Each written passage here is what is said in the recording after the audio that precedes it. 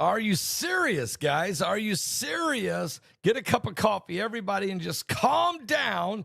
And a disclaimer, some of the content and information of this video is for entertainment only. All right, so now there's some powerful things that are happening right now in the world I got to get to. First, let me put a shout out, if I could, for My Primal Life. That's right, myprimal.life/Paul. If you click on that link below. Guys, what if I told you it's not just cholesterol that's clogging your arteries anymore? No. Researchers and heart surgeons recently found something that's shocking. Microplastics, tiny little particles from everyday items, were discovered in 58% of the people who have arteries that have plaque in it. And here's the scary part. Those with microplastics in their arteries had a 4.5 times higher risk of a heart attack. What? Stroke? No. And even death. Think about that. These particles are everywhere. They're in your food, your water, even things you touch every day, like your phone or even the steering wheel. It could be one of the hidden reasons why heart disease just keeps rising. Now, sure, there's talk in Washington, of course, about cracking down. But when the plastic industry is worth over $1 trillion, that's not going to happen. Change isn't coming anytime soon. So the real question is, what can you do right now? Well, there are a few simple things, natural ways to help support healthy blood pressure and keep your arteries clear, including a simple drink that's been shown to lower the blood pressure, a fast-acting stress technique, and even a unique tea that's helping people see real results fast. I put everything into a short video so that you can see exactly how it works. So right now, just go to myprimal.life/Paul to watch it. Click on that link below. Go to myprimal.life/Paul. It could be one of the simplest ways to take control of your blood pressure starting today. Yeah, this is really good, okay? This is really good. You know, I've already had a heart attack when I was 27, and I had a stroke in 2019, 7 years ago. So I would have been 57, okay? I had a first cousin that died of a massive heart attack at the age of 23. Unbelievable. Some of this is hereditary, but also some of this is the food we've been eating and the water we've been drinking, all those plastic bottles. That's why I like to have coffee in a cup like this. You can get this cup at my website at paulbegleyprophecy.com. It's the Are You Serious Boulevard cup. Jesus saves. I want to meet you there one day on the corner of Mercy and Grace. Well, I got to put you on a high alert right now, guys. We got some stuff that's happening that I think is huge. High alert. Big time. High alert. Even though we're going into this Feast of Pentecost season, we got a high alert situation right now in Russia. Vladimir boot-scooting, nuke and shooting Putin may be in a situation of a coup. He is, as I reported last night on one of my videos yesterday, that he's been hiding in a bunker. Well, we're finding out that there is a possible coup in process. Could this man overthrow Putin is the question. The war chief who joined Putin on those fishing trips, bare-chested, back in the day. Now, he could be the biggest threat to overthrow Putin. The shot of Putin's leader with then Defense Minister Sergei Shoigu was published back in 2024. The two of them bare-chested out on the lake fishing. Just 2 years later, Putin's hunting pal, fishing pal, and warmonger is rumored to be at the center of a plot to topple the Russian tyrant. Shoigu's tenure dates back to 1991 when the former construction manager became head of the emergencies ministry. By 2012, he was appointed defense minister despite never having served in the military. But Putin trusted him to transform Russia's war machine into one of the world's most powerful fighting entities. Shoigu revealed in the glory, smiling in the camera as he was pictured beside Putin on hunting and fishing trips. And when Russia launched its invasion of Ukraine in 2022, an emboldened Shoigu reportedly promised Putin he would take Kiev in 3 days. But he failed, of course. It has been over 4.5 years. He's never delivered. And Russia's meat grinder war has swallowed up endless soldiers and defense budgets. Shoigu was then fired in May of 2024 as the defense minister 2 years ago. He was then installed as the secretary of the Kremlin's Security Council. Okay. Now, a leaked report from the European Intelligence Agency has linked the senior official to the risk of a coup.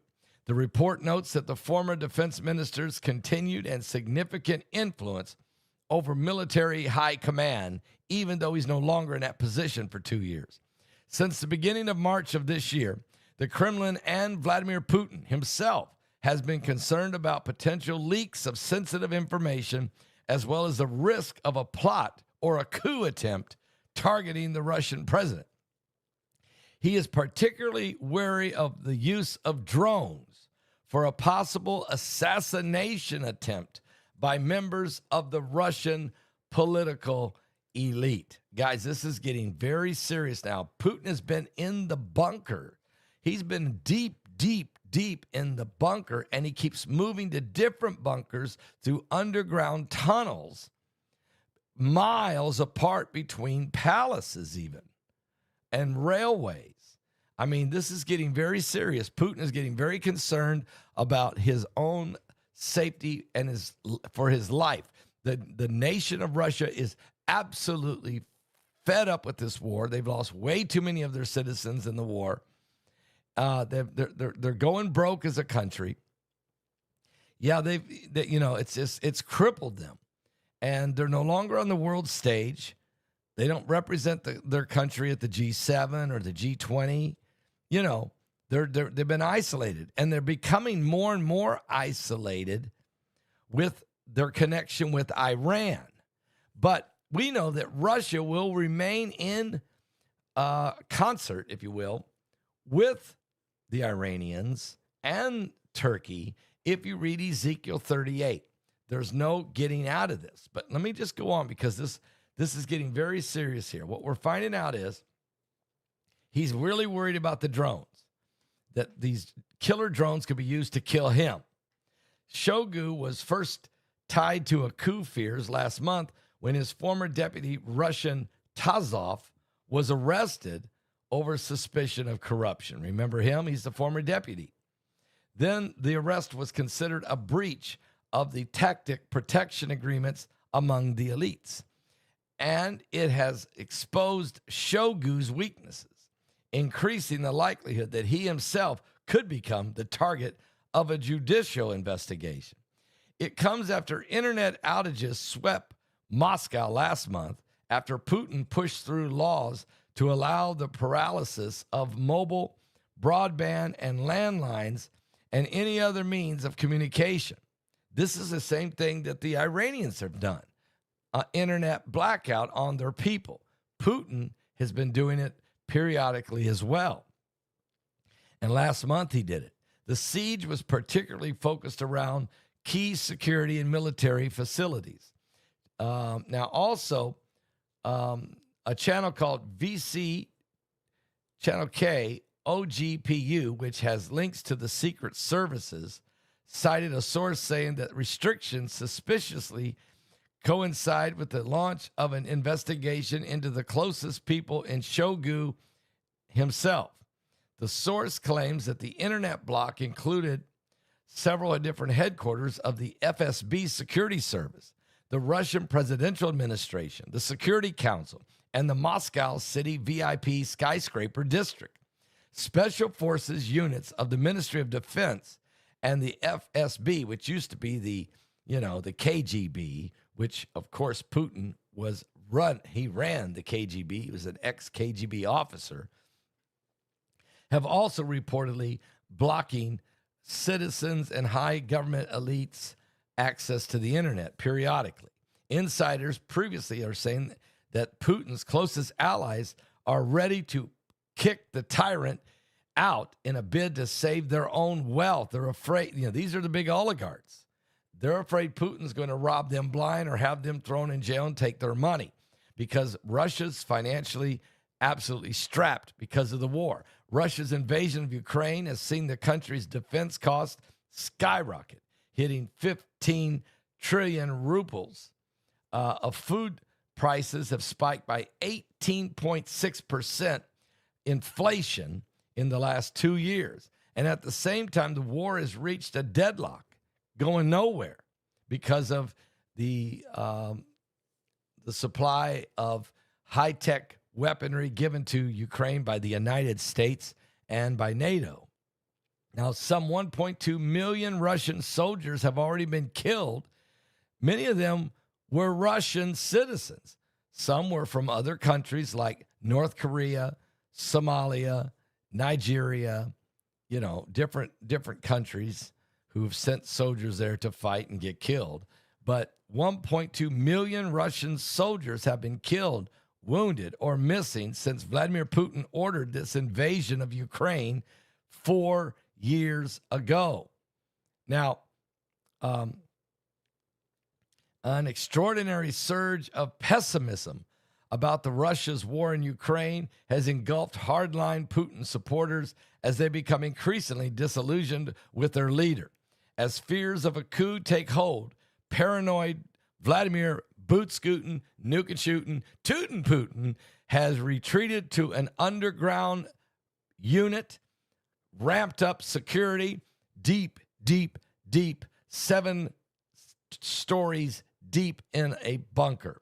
According to leaked dossier, cooks and bodyguards and photographers working near Putin have been banned from using their mobile phones or taking any public transport. They're not even allowed to leave and go home or call home to their families.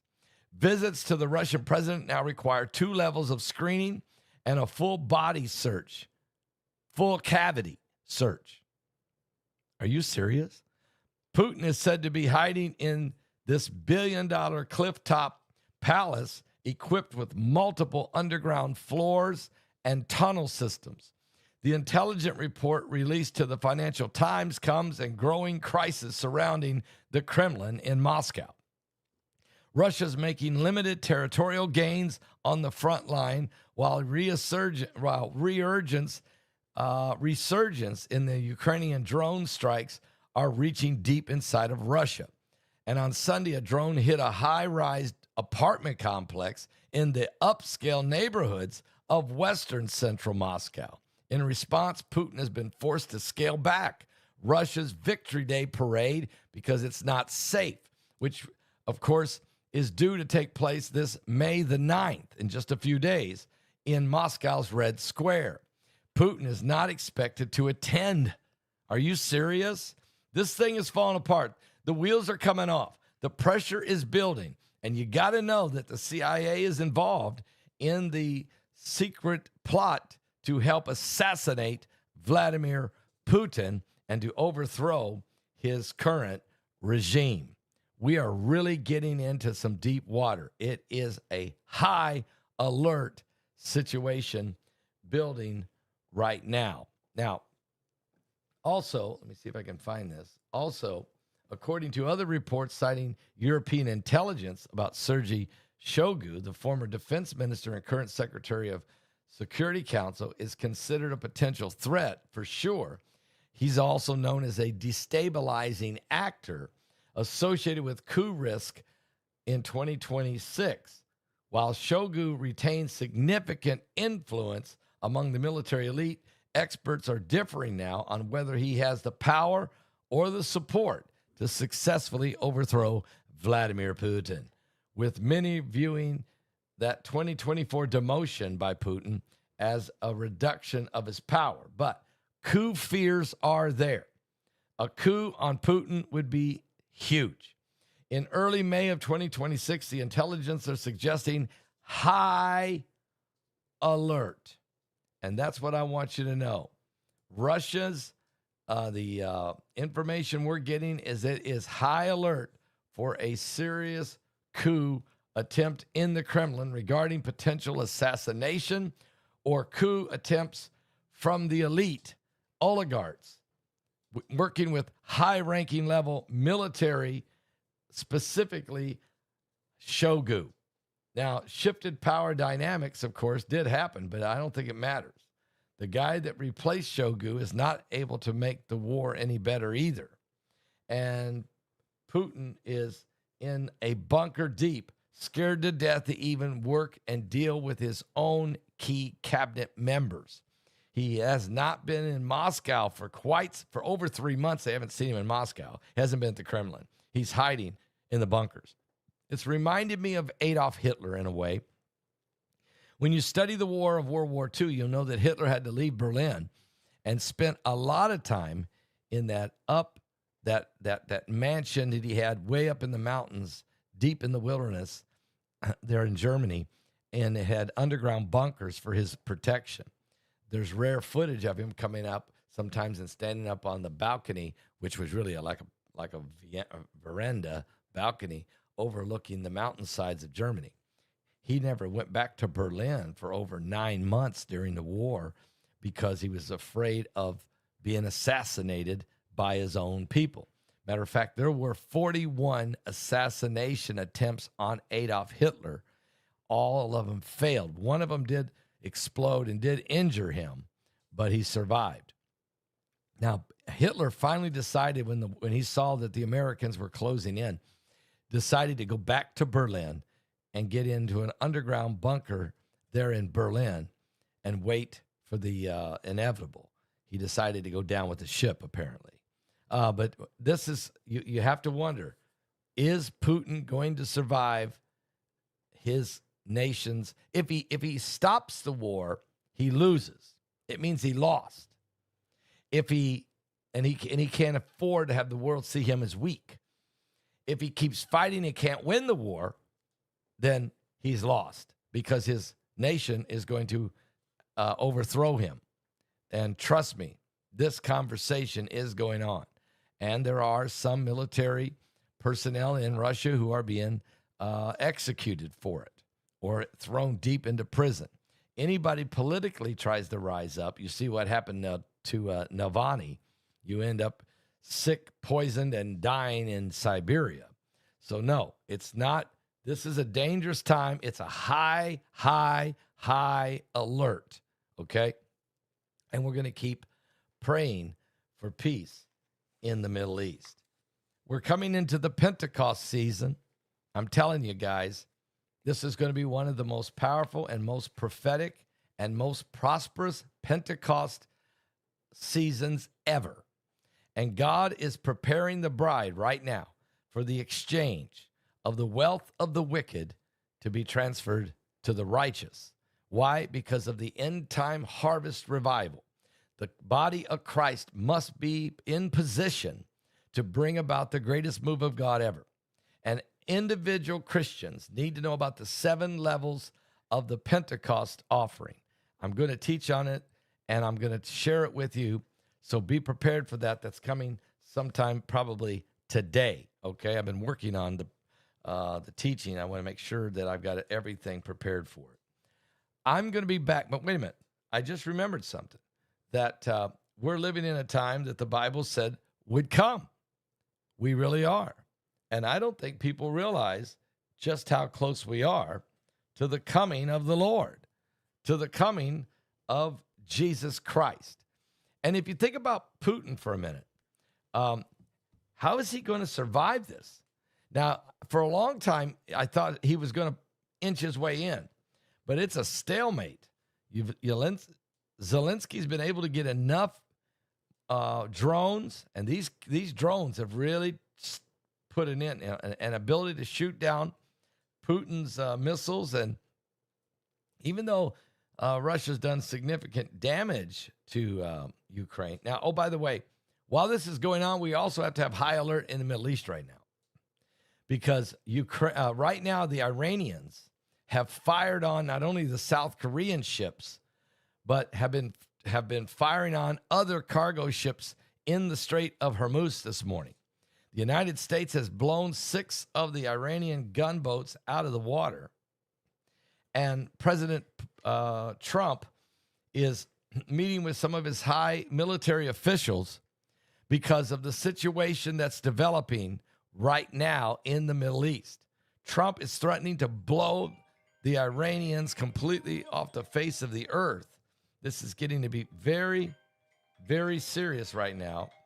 And I'm getting a call right now. And so I'm going to have to take that. So I'll be right back after this song and give you more, okay? I will be right back. Welcome to Eden. Did you know the... Let me see. It's just unbelievable where we're at right now.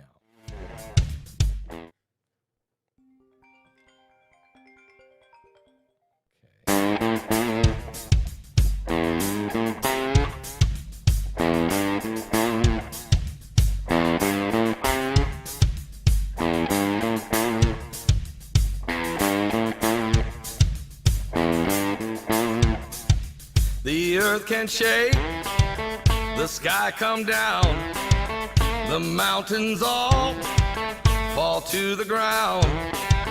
But I will fear none of those things.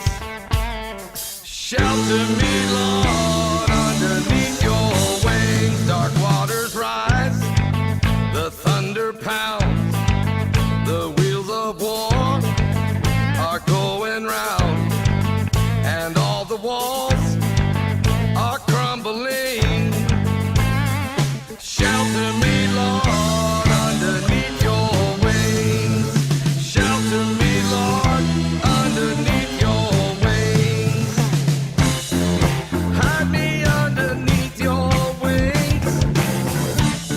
Hide me deep inside your heart. In your refuge, cover me.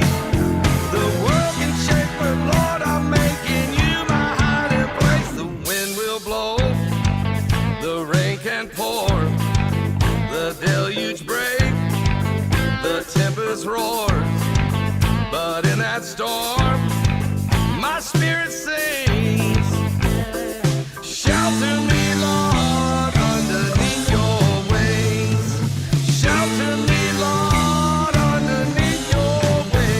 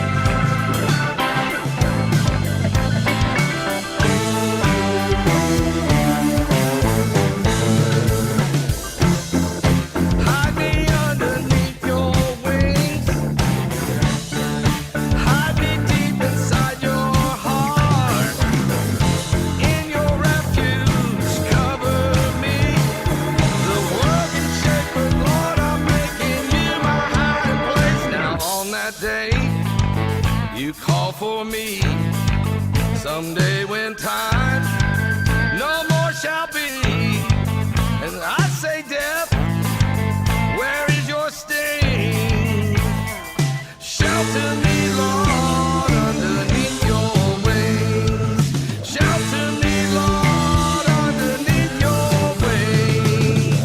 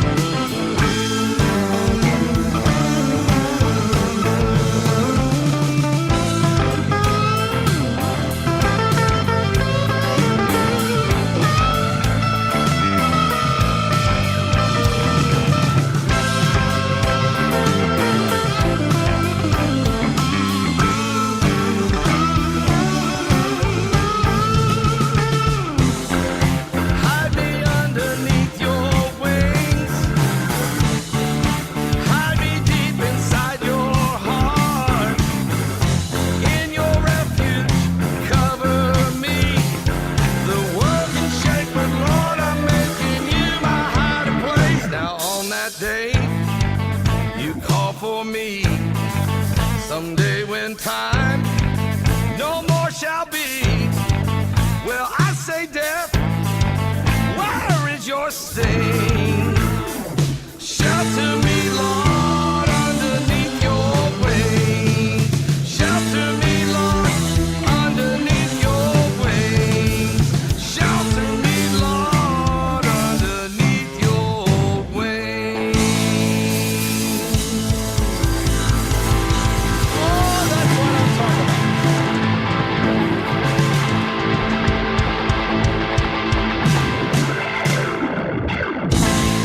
You know what? During these times of great distress, people need to know that Psalms 91 is still the most powerful, one of the most powerful chapters in the Bible. In a time with war, in a time with disease, in a time of economic downturn and plagues and persecution, folks, it's good to know that you can be divinely protected, and you got to believe it, first of all. And if you believe it and you read it and you pray it, it will happen. I can tell you, we really prayed before we went to India this year. I mean, the first 2 times I went to India to hold crusades, I got deathly ill. The first time I went, I got cholera. The second time I went, I got hepatitis A. Okay. The third time this year, we prayed and prayed, and I asked you guys to pray. And Israel Hall went with me, and Heidi went with me. We all prayed to keep us healthy, Lord. And this was a much longer trip. And yet we did not get sick. None of us did at all. And we prayed for way more people. You know, my first 2 times I went, the first time I went, I held a crusade of 3,000, 3 days, 3,000 people each day, same location. The second time I went, I preached to 4,000 in one location. This time I went, I preached to around 22 to 24,000 people in 5 different locations. And it wasn't just me. I was preaching, Heidi was preaching, and Israel Hall was preaching. And we prayed. I personally laid hands on about 5,000 people who were very sick with all kinds of different stuff. Israel probably prayed for a couple thousand, so did Heidi. All of us laying hands and praying for people. A lot of people came that were sick. These were called healing festivals because in India, you can't call it a revival crusade. That's considered proselyting, and that's not legal. So we called it healing festivals. Of course, I preached the gospel of Christ, and thousands were saved. But also we prayed. Now, when you lay hands on that many people in a country where there's a lot of different diseases and plagues and all kinds of stuff. I mean, there's everything there, okay? You really, so we prayed. And let me just read the scripture to you, what we prayed.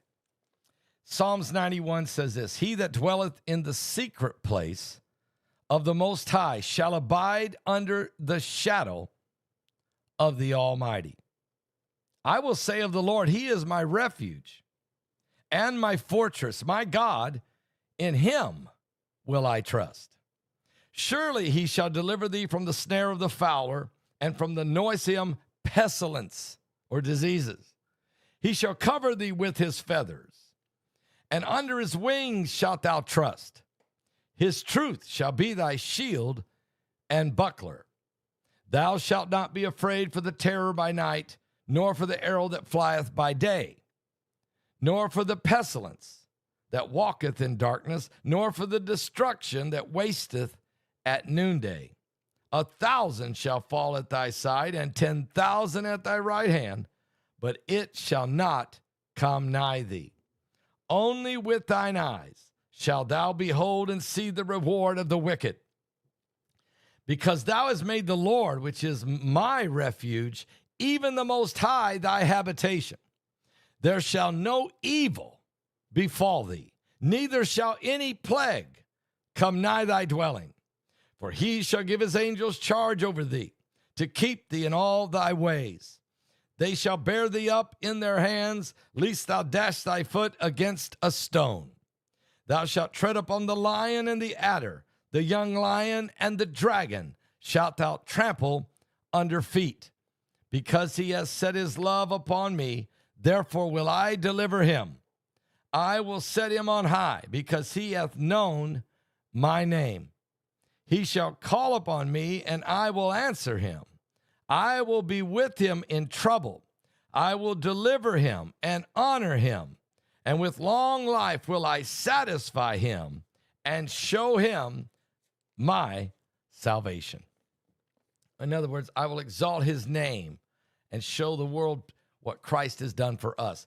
Anyway, we prayed, we fasted and prayed and asked God to divinely protect us, not only from all the plagues and diseases, but also from any enemy attacks that could come upon us. Because, of course, when you're in Odisha, India, which is the poorest of the 38 states of India, and when you're there, it's not just the disease factor that you got to deal with, but it's the threat against you by some of the radical Hindus who kill pastors and kill missionaries from time to time. And so you have to kind of be aware of that, okay? But God protected us. And so we praise God for that. We now have 330 pastors in India that are preaching the gospel under our ministry. We have Pastor Sammy Naik, who preaches in crusades and revivals all over the entire nation and is being elevated by the hand of God, no doubt about it. Also, don't forget, we also built 3 churches last year in India. We're building more this year because of your support and your help. Also, we built a church last year in Pakistan.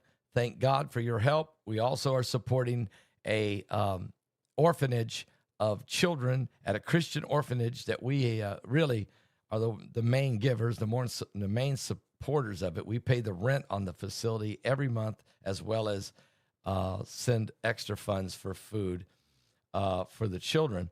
That started out with 38 kids, and we now have 63 kids there.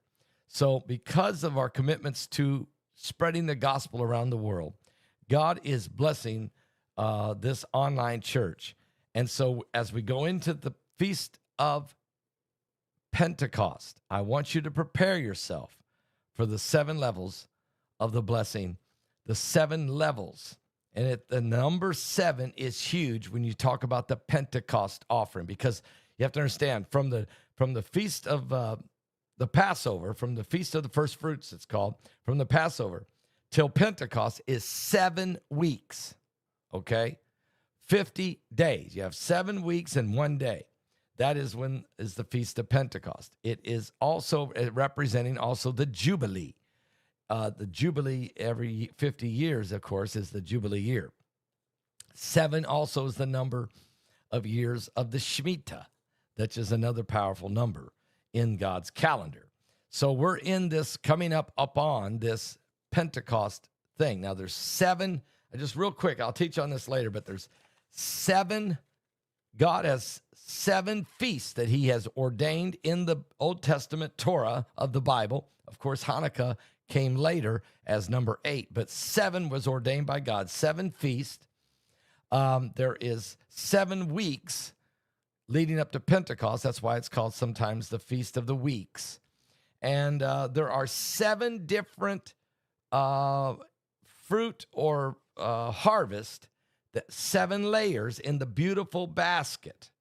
It's an offering that you would bring before the Lord. It has 7 layers in it.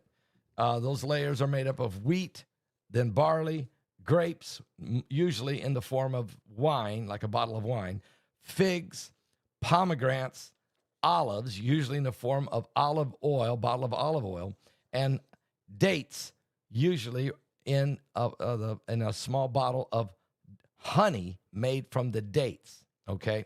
You don't have to be those, but these are the 7: wheat, barley, grapes, figs, pomegranates, olives, and dates. So there's 7 levels in the beautiful basket. There's 7 weeks from Passover to Pentecost, and there is 7 also gifts of the Spirit that are represented in the Feast of Pentecost. Remember, the Feast of Pentecost is the celebration of the giving and the receiving of the Torah, okay? the giving and the receiving of the Torah. So we're so excited about that, what God is doing. And so we're just excited about what God is doing in our lives, okay? God bless you, Finding Ark. Appreciate that greatly. So right now, I just want you to stay focused and get ready, because we'll be back with more amazing information in these end times. God bless you so much. Are you serious?